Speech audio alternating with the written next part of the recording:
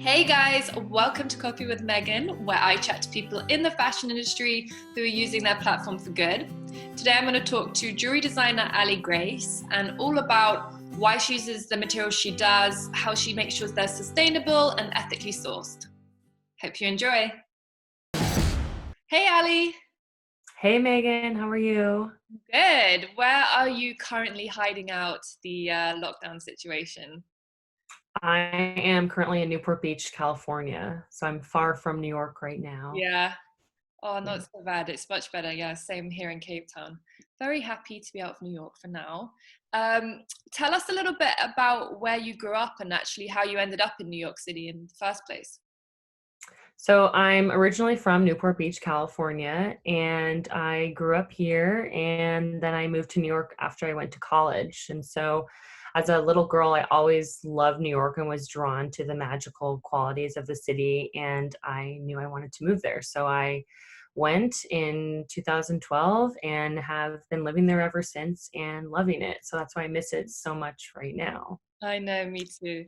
And you started, so you're a jewelry designer, and you hmm started from a really young age, right? Didn't you find your passion at like 8 years old when you started making jewelry? Yeah, I started making jewelry with little beads when I was very young, like around 8, and then I started using real semi-precious stones in grade school and then would make designs, and my mom's friends would see me wearing these like elaborate necklaces and bracelets and they were interested, and so I started selling to retail stores in high school and then sold in college, and then it's been a passion and I've just been running with it ever since. So it's been That's I'm so very amazing. fortunate to have found that. Yeah.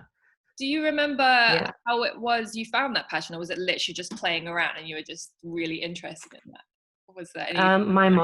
My mom gave me a little bead set when I was younger, and I made bracelets, and I just always loved it. And so then I got a jewelry catalog in the mail one day with real stones, and then I kind of just became super fascinated and really intrigued, and it made me happy. And so then I started making a profit off something that made me happy, and I thought, what could be better than that? So That's so awesome. And you yeah. started selling them from the age of 14, was that right? hmm That's so, Yeah. and your parents were really supportive with you, and that's how you got it going. Totally. Yeah, Yeah. they were really supportive and they thought it was great that I had the entrepreneurial spirit at such a young age, and, being creative as an artist and being able to get paid for your treasures is Yeah. pretty amazing. So, And you mhm. and you currently you still hand make every piece, is that right? They're all handmade? Yeah. Yeah, so everything's handmade in New York, and I make all of the originals myself. So the process starts with jeweler's wax, and so I take pieces of wax and carve them and sculpt them and shape them into rings, pendants, bracelets. And so I have my original that I make, and then I take it to my casting company, which is located in New York, and they make a mold from each piece I make. So everything is local and it's super easy for me to get to, and I oversee all the forms of production, Oh which wow. is really important to me. Yeah. That's So then once a mold is made, then I can recast the pieces and to make multiples. So I don't make a lot of multiples just because I don't want overhead or excess, and it's not necessary to make a million pieces at once. And especially since everything is made and sourced from New York, it's really important to me and to keep everything local like that. Yeah, and that So, definitely keeps the sustainable element. And tell us about the materials you use. Yeah, the recycled gold, is it? yeah, so I use recycled gold and recycled sterling silver. So the where the metal comes from, there's no new mining involved, and the metal comes from like scraps from jewelry that was once discarded and has been melted down and refined and cleaned. So then all my pieces are made from that. So I think it's really special because the metal had a little story. It came from Yeah, somewhere else, and now it's into a new piece that's something people can wear and cherish all the yeah. time. So And your gemstones, it's important for you that they're ethically sourced, is that right?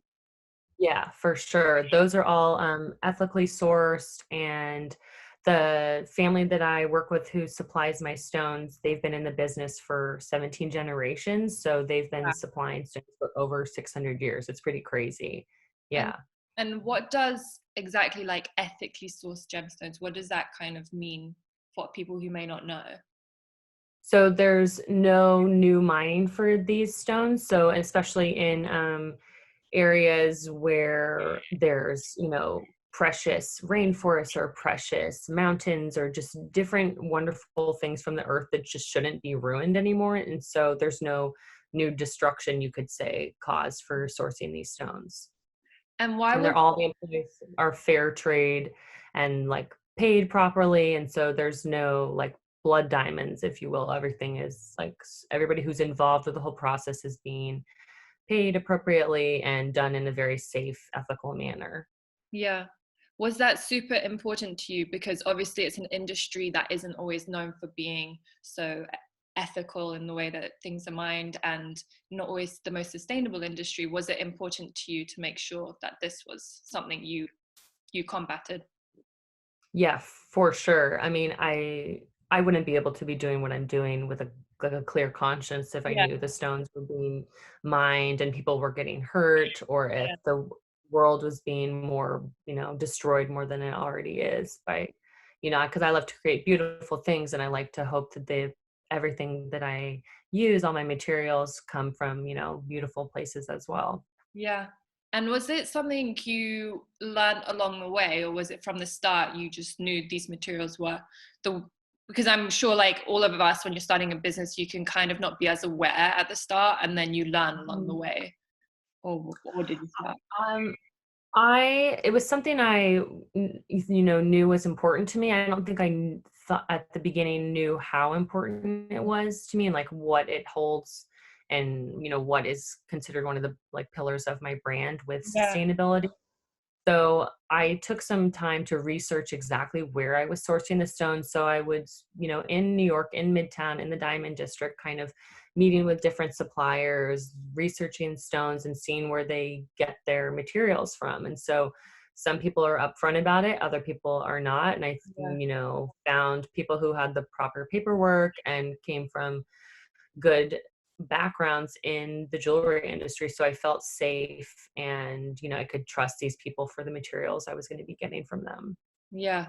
That must be, because I was going to ask how you found where to get the materials from, but I guess you have to do your research and really figure that out Yeah. throughout it.